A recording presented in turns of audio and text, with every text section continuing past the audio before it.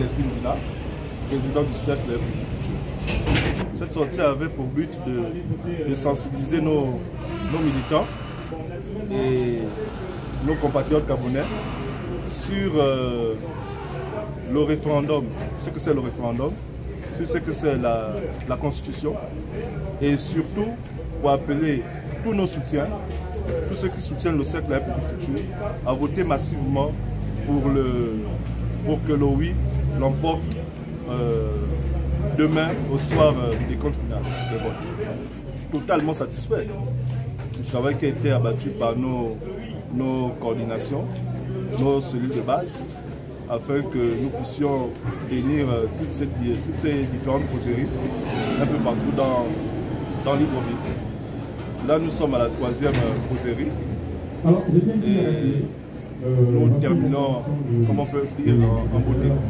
Voter le oui, parce que la Constitution qui est soumise au référendum, la nouvelle loi fondamentale, est le fruit du peuple gabonais dans son ensemble.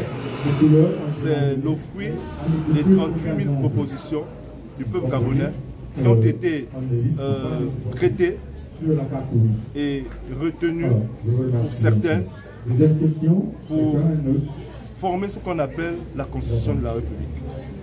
Donc, c'est un appel à l'unité. Oui, pour l'unité. Oui,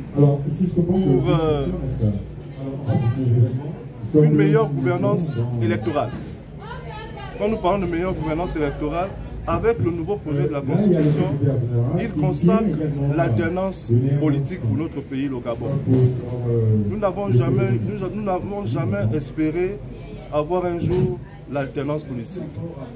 Par le passé, beaucoup de leaders politiques se sont battus pour obtenir l'alternance politique.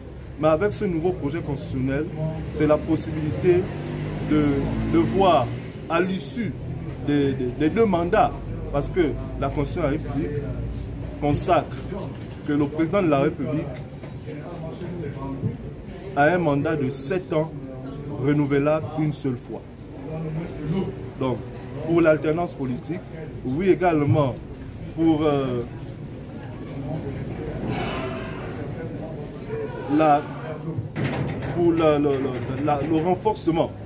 le renforcement de la démocratie. Quand je parle de renforcement de la démocratie, quand je parle d'une meilleure gouvernance démocratique, je vois les droits des femmes.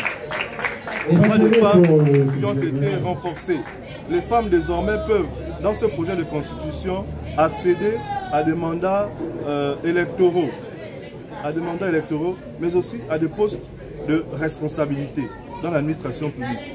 Donc c'est légal, c'est la possibilité pour les femmes d'avoir l'égal accès, comme les hommes, à des postes de responsabilité dans l'administration publique et dans le privé également. Non, parce que quand on parle d'égal accès, il y a eu une loi qui prévoyait en 2016, qui prévoyait que l'accès aux femmes n'était prévu qu'à 30%.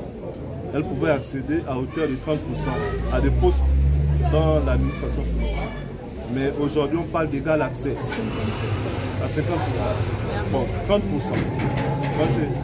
30%.